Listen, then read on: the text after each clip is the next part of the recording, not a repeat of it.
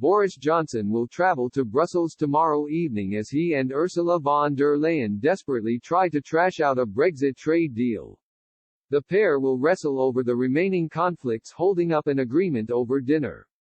Fishing rights, fair competition and state aid rules are all sticking points which EU and UK negotiators Michel Barnier and David Frost have failed to break the deadlock on.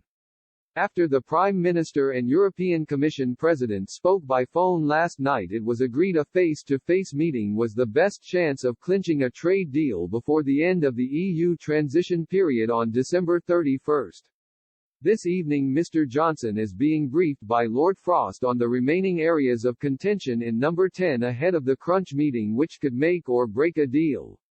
The Prime Minister's spokesman said, the PM will travel to Brussels tomorrow for dinner with BDL to continue discussions on the future relationship between the UK and the EU.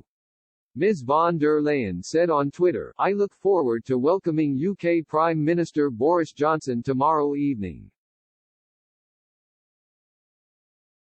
We will continue our discussion on the partnership agreement. Tomorrow's negotiations could be the last chance for the UK and EU to strike an agreement, with Mr. Johnson saying he is prepared to return to Britain empty-handed if Brussels fails to row back on its demands. The Prime Minister said this morning there comes a point when it is time to draw stumps and accept a deal is not possible. He said, we will see where we get to in the course of the next 2 days, but I think the UK government's position is that we are willing to engage at any level, political or otherwise, we are willing to try anything. But there are just limits beyond which no sensible, independent government or country could go, and people have got to understand that.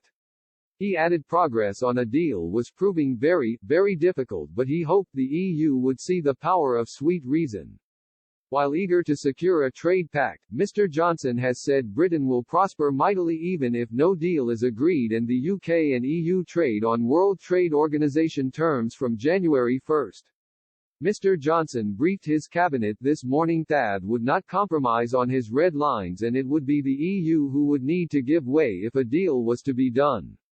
The Prime Minister's colleagues were said to be supportive of not giving ground to Brussels.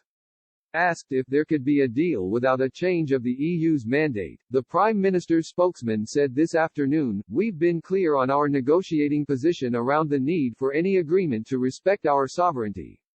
That remains the case.